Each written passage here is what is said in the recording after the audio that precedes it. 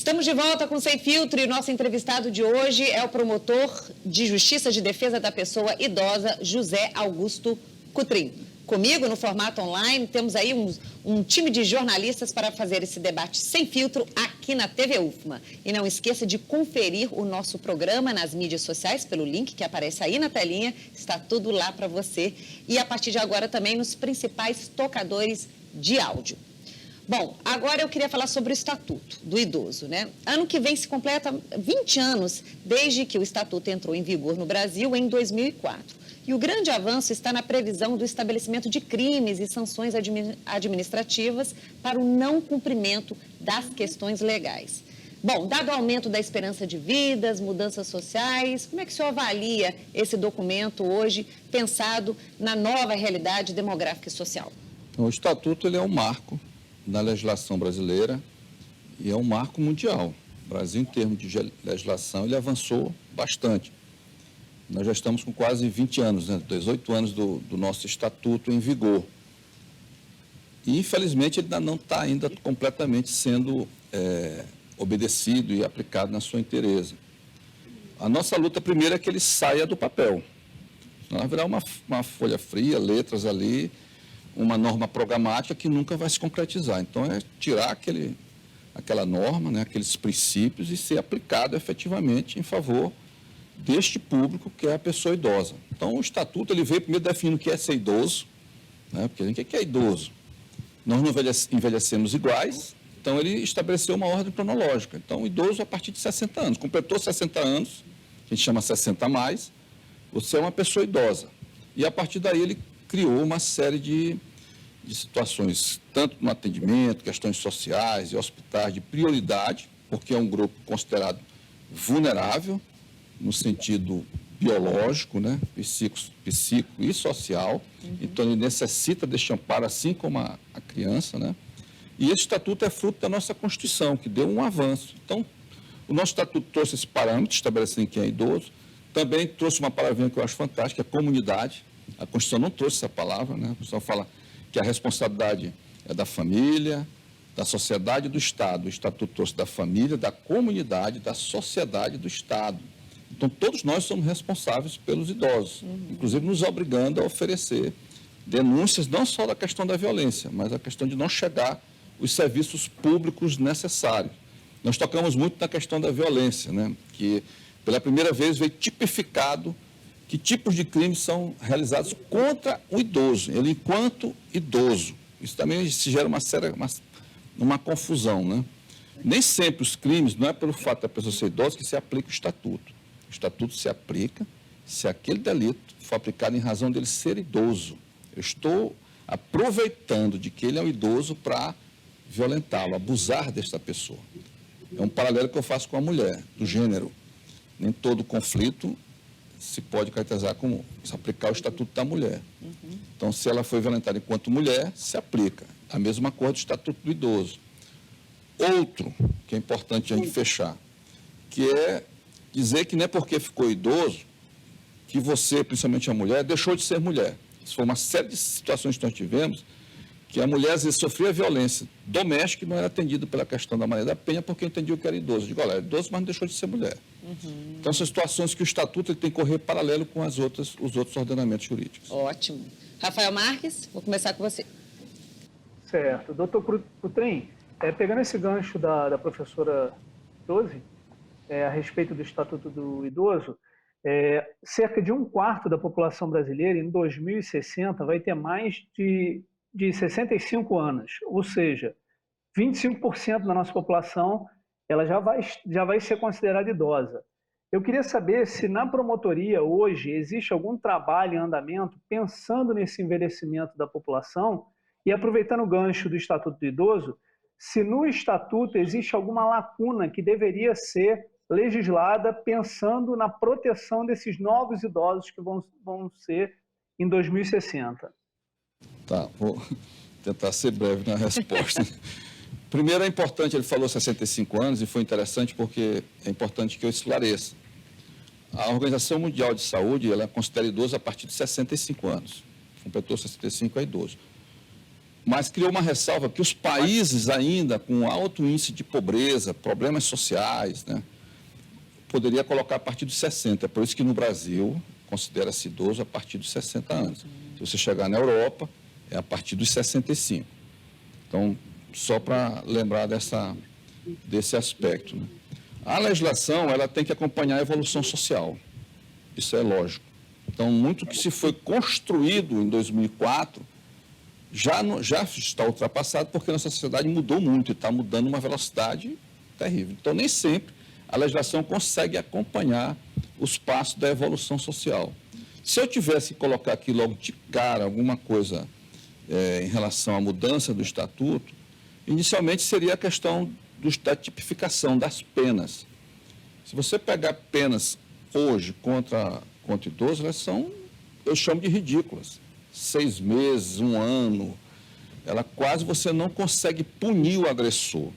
Outra que precisa se modernizar e acompanhar a Lei Maria da Penha, questão das medidas protetivas. Qual é o impacto de não cumprimento? Lá a gente tem que aplicar outra legislação para poder punir aquele que descumpre a medida protetiva.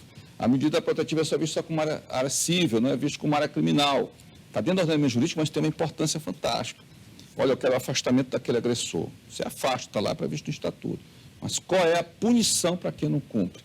Então, a gente tem que aplicar lá o Código Penal Geral ou então a Lei Maria da Penha, que é pedir a prisão daquela pessoa. Mas o próprio estatuto não fala.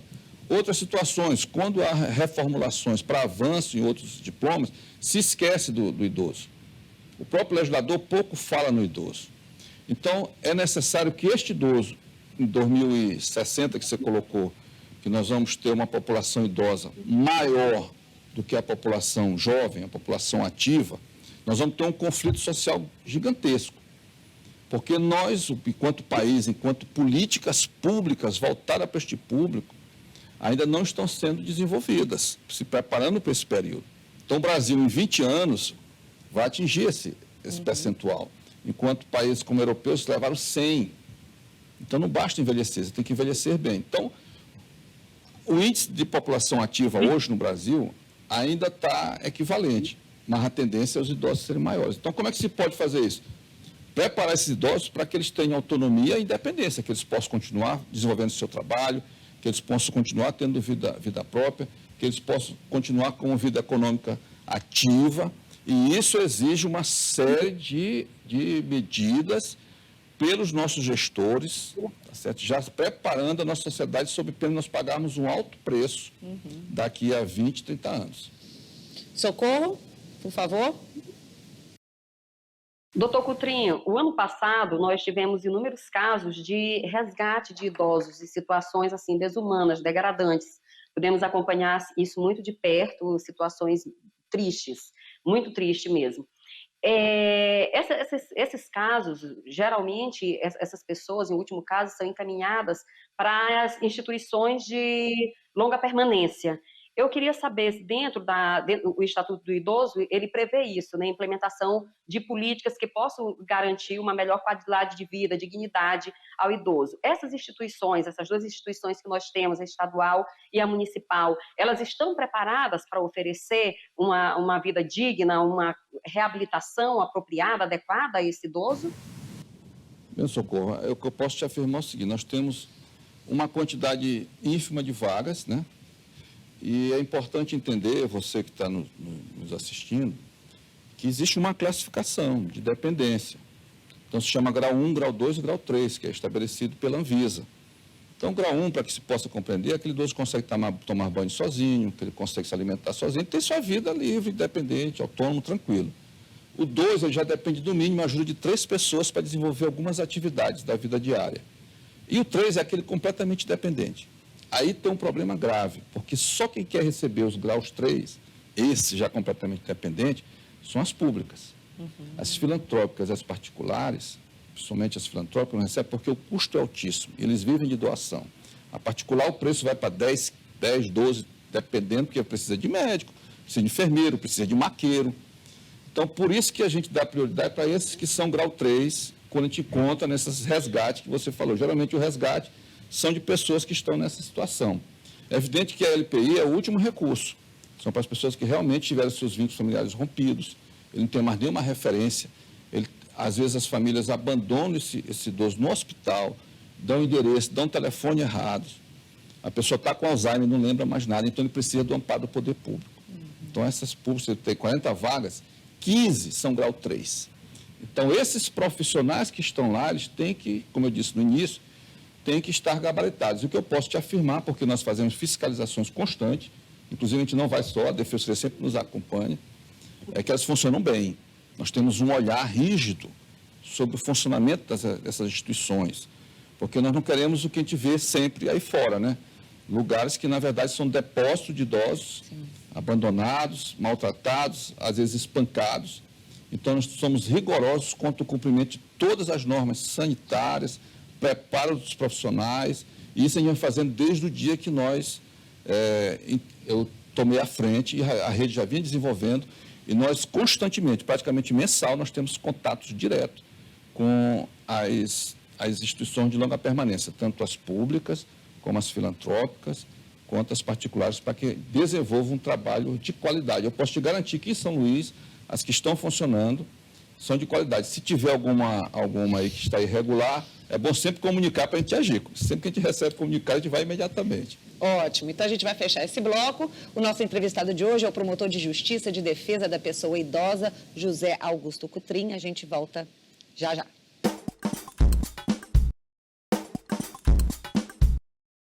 E voltamos para o nosso último bloco. O nosso entrevistado de hoje é o promotor de Justiça de Defesa da Pessoa Idosa, José Augusto Cutrim. Aqui comigo presentes os nossos jornalistas convidados para este debate online. Lembrando que este programa está também disponível no nosso canal no YouTube e nas mídias sociais, nos principais também tocadores de áudio agora. Bom, o senhor tem uma larga experiência nessa área de proteção ao idoso, na parte jurídica, acadêmica. Então, eu queria puxar um pouquinho uma reflexão a respeito da saúde mental, né, como depressão, Alzheimer e outras doenças. O senhor que tem essa experiência, que tem contato com essas pessoas, quais são as estratégias de tratamento, como buscar, como ter alcance e apoio do Estado? A primeira questão aí é entender que esses nossos idosos de hoje, qual era a realidade em que eles foram criados, a história de vida deles. Eu sempre tenho um cuidado quando eu vou atender, eu nunca entro no problema especificamente. Eu sempre procuro assim, me conte sua história de vida. Você nasceu aqui, como estão as coisas, às vezes puxo um diálogo aberto para que ele se sinta à vontade, daí ele começa a contar coisas que ele não ia contar, até ele se sentir à vontade. Aí entra nessa parte, porque existe um estigma de quem tem problema mental, né? Geralmente a pessoa não quer falar que tem. Eu tenho, então eu estou dependente, eu preciso que alguém tome de conta de mim. Então, identificar que a pessoa tem um problema, às vezes quem identifica é o outro, não é você. Quer dizer, você está com um problema psíquico, o seu comportamento, a sua forma de agir, vai despertar o olhar daquele que convive com você. Sim. Então, se você, de repente, que é a questão da depressão, que é o grande mal que tá surgindo agora, né?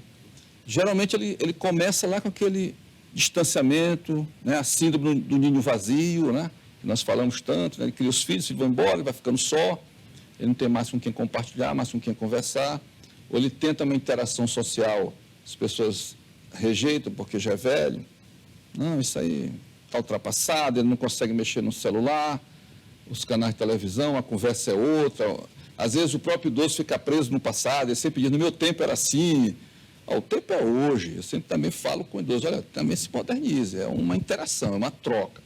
Então, a doença mental, ele geralmente começa pela questão do isolamento. E você identifica essa questão da falta de autocuidado, do abandono. O que eu vejo em termos de políticas públicas é realmente que nossos psicólogos, principalmente, possam trabalhar mais próximo. Eu gosto de trabalhar com psicólogos, eu sempre peço laudos, assim como as assistentes sociais. Eu não desenvolvo uma atividade sem que a assistente social vá primeiro, fazer o levantamento, a própria assistente social diz, olha, veja a questão do comportamento. Olha, precisa de uma avaliação psicossocial. Você coloca psicossocial, tanto psicológico como social. E identificar a necessidade ou não de um psiquiatra. Porque é importante entender que o psiquiatra, ele tira da crise, mas raramente ele cura a doença. Sim. Se você não fizer uma terapia adequada com um profissional preparado. Então, imagine você fazer uma terapia com o idoso, resgatá-lo, entender que aquilo faz bem, isso é bobagem, geralmente. Outro dia eu fui sugerir para até a questão de sorrir, né? Eu não estou doida, olha só. Então, romper essa barreira, dizer assim, você precisa de ajuda, você precisa de alguém que você exponha seus medos, suas frustrações, suas tristezas, seus sonhos. Eu digo assim, não é porque você envelheceu que você deixou de ter sonhos. A mente da gente não envelhece, ela está sempre ativa. Então, faça isso. Então, trabalhar essa questão social, psicológica, é uma política pública importante para que nós amanhã não tenhamos não só uma LPI montada de pessoas que estão abandonadas por questões outras, mas também de pessoas doentes mentais. Ótimo. Socorro, vou começar com você dessa vez. Doutor Coutrin, eu observei aqui nessa semana que o Ministério Público está encampando, né, em defesa está numa campanha em defesa da vacinação de crianças. E essa discussão também é antiga, ainda muito polêmica, né? Muita gente ainda rejeita a vacinação. E a gente sabe que o público idoso é um público muito vulnerável, né? E eu gostaria de saber, já que muitas pessoas ainda resistem, qual é o conselho que o senhor deixa para o idoso que ainda não é vacinado e já sabendo, inclusive, que o senhor está, inclusive, com a terceira dose? Eu sou um entusiasta da ciência. Eu agradeço a Deus todo dia de ter pego todas as vacinas que inventaram, acho que eu tomei, porque eu estou com 58 anos, mas ainda peguei uma fase que era normal ter catapora, sarampo, né? Cachumba. Né? Quando, na minha época eu nasci, não existia vacina contra a paralisia infantil. Então, há uma sobrevivência. A ciência avançou. E nós temos que entender que a ciência, ela, para quem tem fé, ela é uma correspondência com Deus, né? Deus deu sabedoria do homem para ele construir meios de sobreviver mais. E está demonstrado na história da humanidade o marco de envelhecimento, o envelhecimento humano, que o principal marco foram as vacinas. Então, se hoje muitos que se negam a vacinar, ele tem que se lembrar que ele está vivo porque ele tomou vacina quando era criança, quando era adulto, quando era... Então, a vacina, porque o que me preocupa é que, às vezes, as pessoas levam para o campo não dogmático, não científico, não de salvar vidas, mas para um campo de discussão de ideologias políticas. E isso cria um embaraço. O que eu aconselho para você, idoso, se você não tem nenhuma comorbidade que o impeça, e quem vai dizer isso é o médico, acredite na vacina, está provado agora. Nós tivemos uma queda do índice de morte e de internações gigantesca. Como eu digo sempre, há 1 ano e meio atrás, a gente estava sem esperança nenhuma. Em 1 ano, a gente já tomou 3 doses. Eu já tomei 3 doses. Então, querendo ou não, é um avanço científico que merece o nosso respeito. E eu aconselho a você que não se vacinou, na dúvida, procure um médico, procure orientação com alguém, mas vacine-se. Ótimo. Rafael, com você? Minha última pergunta para o senhor José Augusto Coutrin é a respeito da sua carreira, né? Vou entrar aqui no âmbito profissional, 28 anos de experiência na promotoria. E nós estamos aqui numa TV universitária, o senhor está falando para muitos universitários. Eu queria que o senhor deixasse um recado para esses universitários e falasse se o José Augusto Coutrin estivesse começando hoje, se o senhor trilharia a sua carreira na promotoria. Então, assim, eu me formei aqui na UFMA, sou maranhense, sou filho aqui de São Luís. Na época, o curso de Direito só existia na UFMA, né? Graças a Deus, fui abençoado, fui aprovado aqui. O que eu posso dizer, tanto quando eu fiz a universidade, a gente não tinha noção do que era Ministério Público, muito pouco, porque o Ministério Público, ele realmente, na atual feição que ele tem hoje, ele veio a partir da Constituição de 88, que foi realmente um marco em todas as áreas, tanto de social, como do direito, como ambiental. Então, o Ministério Público cresceu bastante. Ele pegou o status constitucional para valer, né, como um garantidor da democracia. E, se você me perguntar se o Ministério Público hoje é igual a 28 anos, eu digo que não, há 28 anos. Porque eu praticamente peguei, se aplicando o que a Constituição disse ao avanço do Ministério Público. Então, o Ministério Público do olhar era sempre aquele que acusava, que pedia condenação só no aspecto criminal. E hoje nós temos áreas imensas. Nós atuamos no meio ambiente, nós atuamos na saúde, que a senhora acabou de falar, da promotora da saúde, nós atuamos na área da infância, nós atuamos no combate à improbidade administrativa, nós atuamos na questão do idoso, que quase não se falava. Então, tem esse lado que se chama as especializadas. Então, isso não existia no Ministério Público, passou a existir. Então, ela é uma carreira atrativa, tá certo? Você que é estudante, você que pensa em um dia ingressar no Ministério Público, se você tem essa sede de promover a justiça, de trabalhar pelo social, você tem uma carreira brilhante pela frente. O que eu sempre digo é o seguinte: saia da bolha. Eu tenho muita preocupação com quem vai exercer cargos na magistratura, no Ministério Público, na Defensoria, na Polícia, que foi criado fora da realidade social que nós vivemos. Porque você vai trabalhar com aquilo de que é mais negativo socialmente se dizendo. É o sofredor, é o que foi espancado, é o que foi estuprado, tá certo? E você está ali não só para aplicar a lei friamente, mas para mudar esta realidade. Então, se você quer um agente de transformação social, que você realmente quer movimentar essa sociedade, a carreira do Ministério Público é uma carreira que você pode desenvolver muitas atividades. Agora tem que ter coragem, tem que ter vontade. Ela não inicia na capital, ela inicia nos menores municípios do interior do Maranhão, e lá você vai conhecer qual é a nossa realidade, o que é o nosso Estado, o que é a pobreza, o que é a desassistência, o que é a ignorância. E você tem um papel fortíssimo, brilhante, qualquer carreira, seja a Defensoria, seja Ministério Público, magistratura, que você pode transformar essa realidade. Não seja apenas um acomodado em buscar o salário no final do mês e virar um funcionário público, que tanto se fala mal, mas o funcionário público é importante, mas ele precisa fazer por onde? Ele precisa trabalhar, ele tem que saber, como eu digo sempre, até uma abrir a porta você pode abrir de forma diferente. Sim. Aí, mas então tira isso, tira do rapaz que abre porta lá na promotoria. Ele abre com alegria, ele abre com os dentes sorrindo. Um outro que depois fica no lugar dele, fica sentado, olha para o teto, não lhe cumprimenta. Então, até abrir uma porta você pode fazer. Sim. E falando em modelos, né, pessoas para a gente poder se inspirar, eu queria também que o senhor pudesse dar um recado para essas pessoas idosas. Eu sei que são realidades socioeconômicas diferentes, mas a importância da socialização, porque com a Covid, né, o isolamento social, ele foi o imperativo. Mas como é que na prática as pessoas podem buscar alternativas para viver uma vida melhor? Nós somos seres sociais, nós não conseguimos.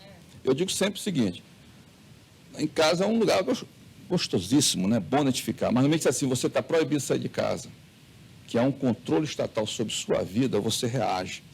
Sim. Tanto é assim, mas como? Vou ficar preso em casa, não vou sair, se eu sair eu vou ser preso, vou ser punido, vou ser multado. Gerou uma inquietude, porque você perdeu um fator importante, chama-se liberdade. Sim. Todos nós abrimos mão de um pouco da liberdade em nome de uma coletividade. Importante dizer isso. Viver em sociedade, quer dizer, quais são os trabalhos que existem em um idoso? Nós temos um CAISI, que é um Centro de Assistência Integral à Saúde do Idoso, que ele não fica focado somente na questão da saúde, mas também da convivência social. Nós temos por implantar, ainda se perguntar do Estatuto, que são os centros de convivência, que não existe, o Poder Público não instalou, mas existe dentro dos CRAs, tá certo? Os centros de convivência da família, de vínculos familiares que estão rompidos. As universidades podem desenvolver atuações, existem inúmeras instituições e entidades que desenvolvem trabalho junto à comunidade idosa. É importante que, se você procurar, você vai achar. Sim. Se você tiver dúvida, nos procure a Socorro, procure aqui o Rafael, a Josi, que nós vamos ter um indicativo. Nós temos os conselhos com várias atividades. Viva socialmente. Ai, que ótimo. E com isso, então, a gente fecha o programa de hoje com uma entrevista rica sobre a saúde integral do idoso e sua relação com o Ministério Público e outras instituições. Quero novamente agradecer a participação dos jornalistas convidados no programa de hoje. Rafael Marques, jornalista aqui da TV UFMA, Socorro Boaz, jornalista e coordenadora da Assessoria de Comunicação da Defensoria Pública aqui do Estado. Muito obrigada pela participação de vocês. Promotor, suas últimas considerações, por favor. Eu quero agradecer a você, Josi, agradecer ao Rafael, a Socorro pela participação, pela ajuda também nesse debate, são parceiros de luta. A Universidade Federal, em nome do nosso reitor, a casa onde eu me formei, eu agradeço porque tinha a universidade pública, sou um defensor da escola pública, onde eu posso hoje estar sentado aqui falando sobre o meu trabalho. Eu me esforço para fazer sempre o melhor e dizer aos jovens que estão nos assistindo que o envelhecimento começa desde cedo. Se prepare para o envelhecimento, para não ser surpreendido, tá certo? Tenha a sua vida, tenha seu patrimônio, para que você não fique dependente de alguém, mas seja um idoso ativo, né? Autônomo, com vida própria. É isso que nós pregamos. Grata mais uma vez pela participação de todos neste debate. O Sem Filtro fica por aqui. Agradeço a sua audiência e até o próximo programa. Até lá!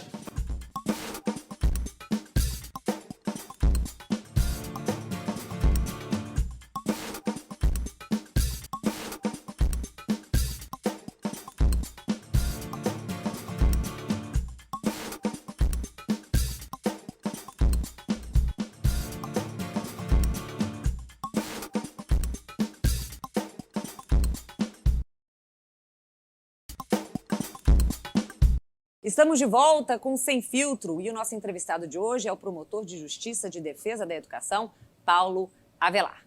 Comigo no formato online, esse time de jornalistas convidados para este debate Sem Filtro aqui na TV UFMA. E não esqueça de conferir o nosso programa no canal do YouTube e nas mídias sociais pelo link que aparece aí na telinha. Está tudo lá para você e a partir de agora também nos principais tocadores de áudio.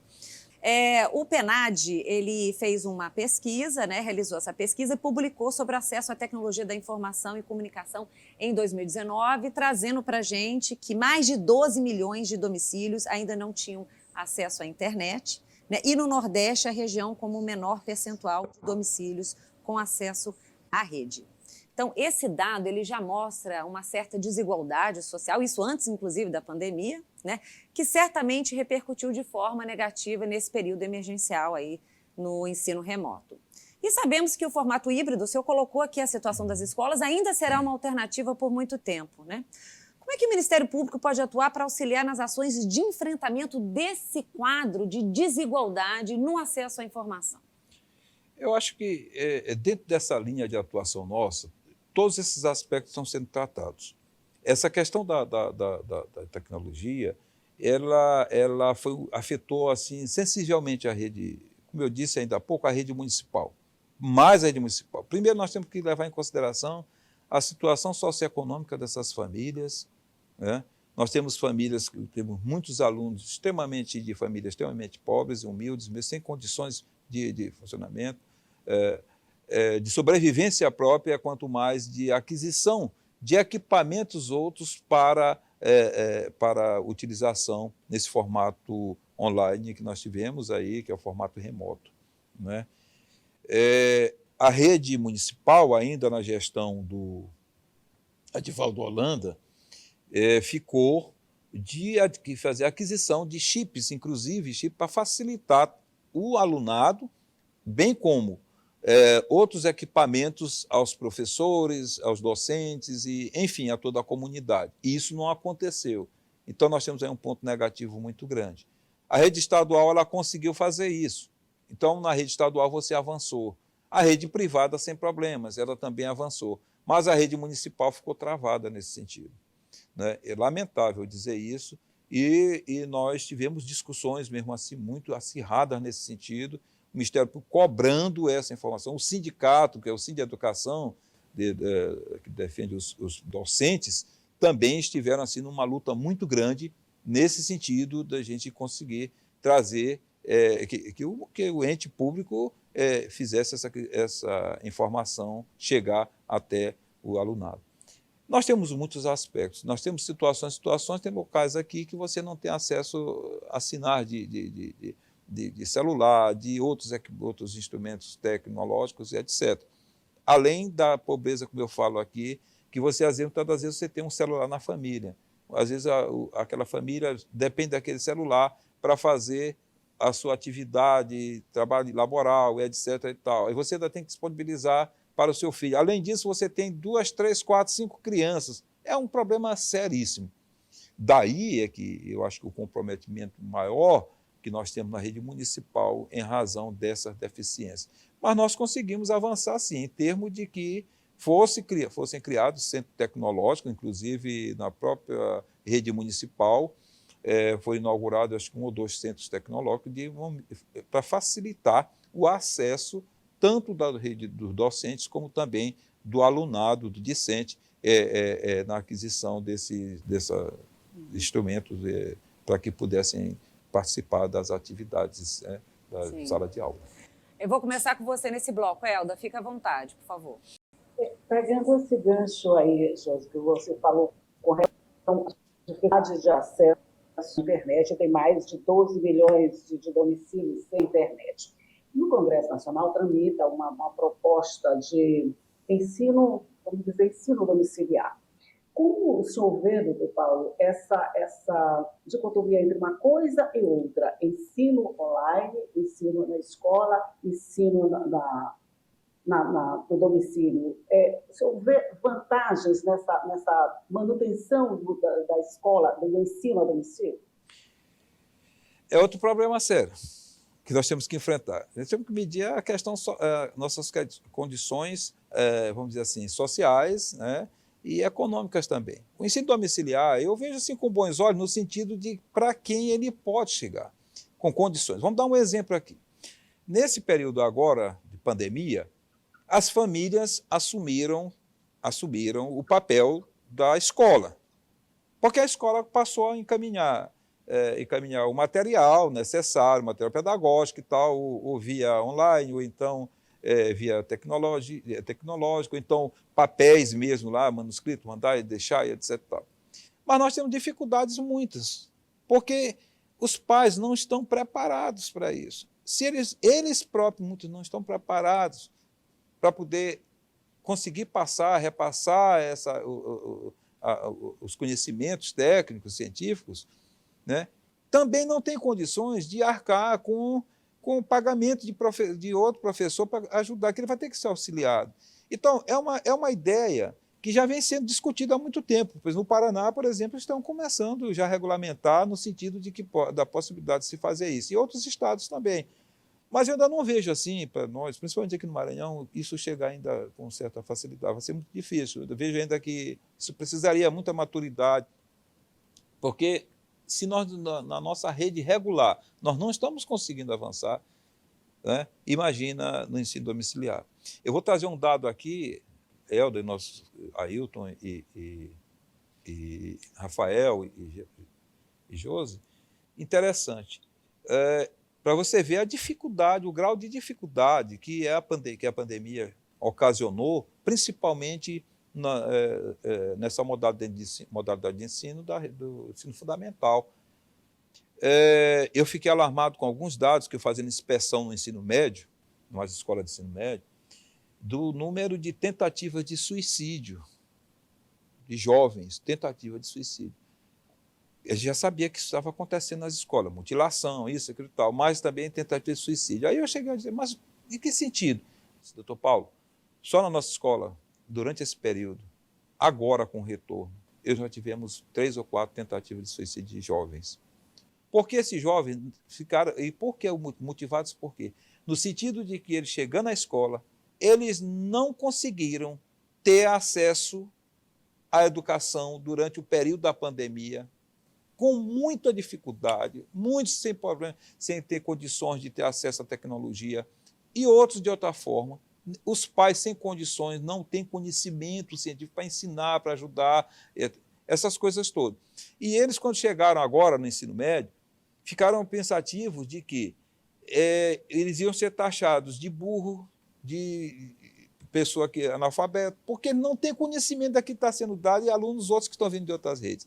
Então, isso aí eu estou abrindo esse gancho para trazer assim, a gente precisa ter muito cuidado com essa questão do ensino domiciliar.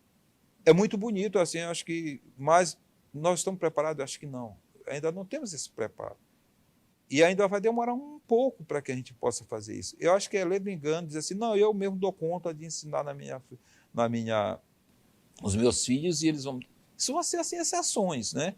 Porque na rede regular nós estamos com muita dificuldade, imagina. Eu penso dessa forma. Uhum. Tá?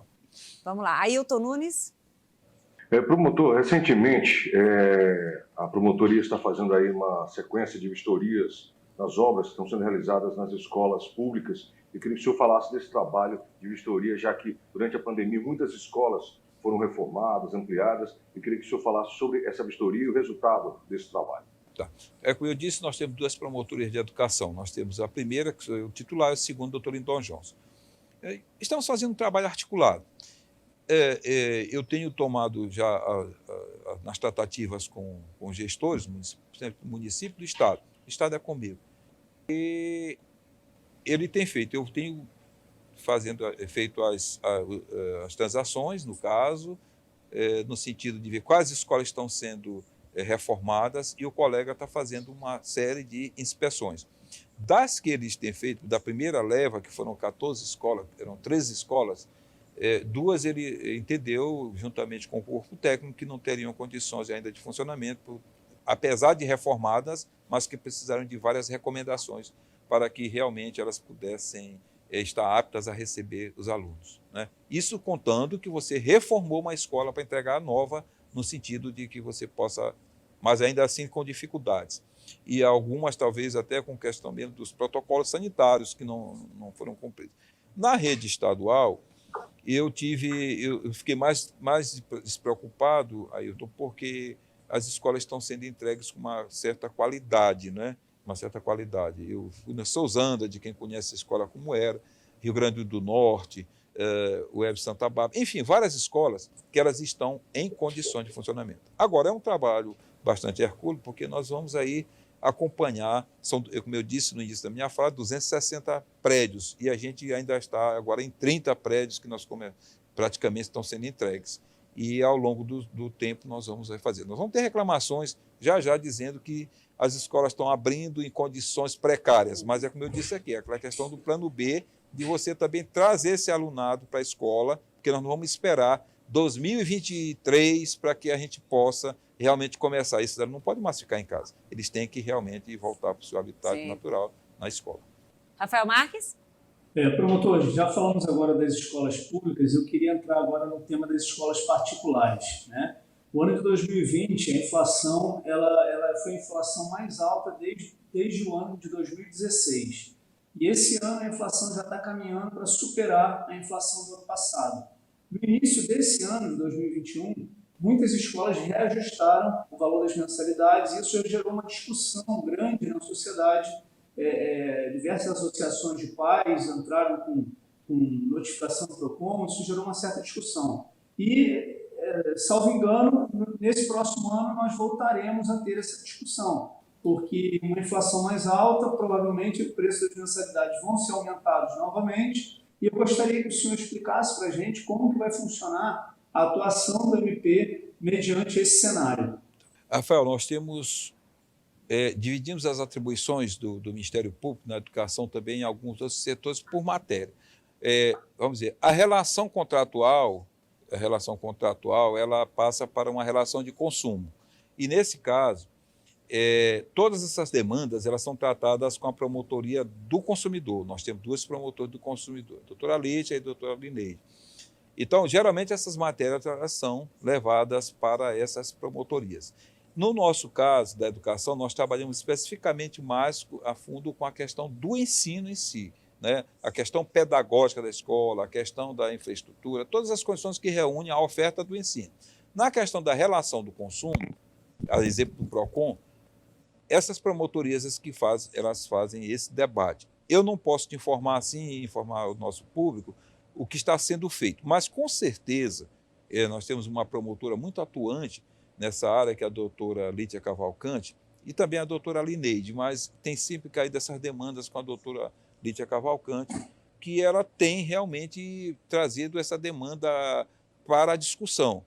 E eu acho que isso vai ser ponderado, porque nós estamos passando um momento difícil, como você mesmo terminou de colocar, Rafael. A questão da infração, ela está altíssima, superou todas as expectativas, e também não é justo que também os pais venham a pagar, penso eu, em reajustes absurdos, que a intervenção do Ministério Público será enérgica nesse sentido. Ótimo, e com isso a gente fecha o segundo bloco. Nosso entrevistado de hoje é o promotor de Justiça de Defesa da Educação, Paulo Avelar. Não sai daí, a gente volta Já, já.